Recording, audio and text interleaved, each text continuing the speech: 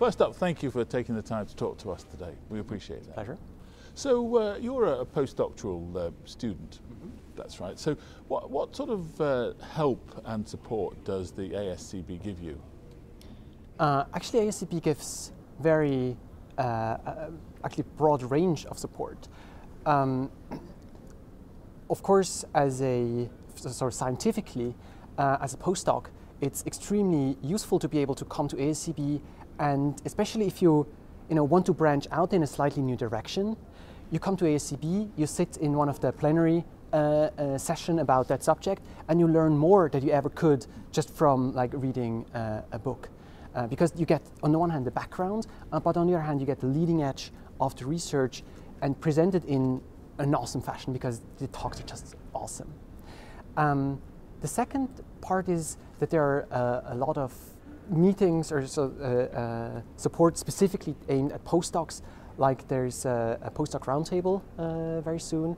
There are there's career advice, or now also these sort of scientific roundtables where at least you just get a chance to talk to some senior people and just ask them some of these questions that are somewhat difficult if you want to ask them to your supervisor. And finally, what was really awesome this summer, we organized a local meeting on the cytoskeleton in Montreal, and that was really great because I've been a postdoc in Montreal for a few years now, but and then you think you know everybody. It's not true. In Montreal we have like 4 different universities, and this meeting was the possibility to bring everybody working on a cytoskeleton together, and there was no such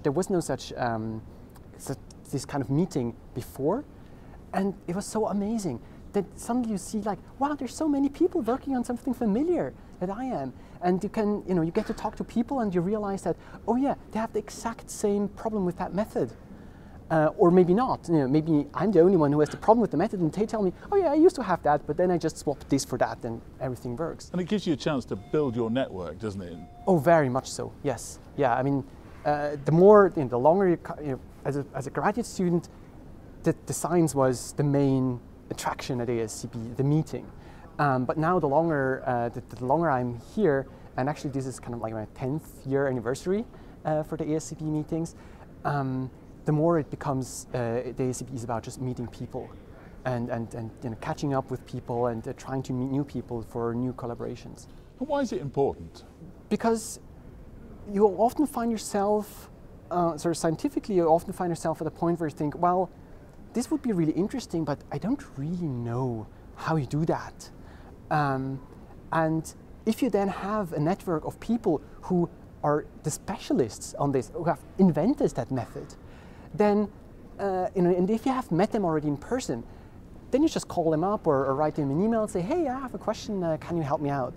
If it's just, you know them from a paper, you kind of, yeah, sure, you write to them, but then they're like, oh, whatever, who is that?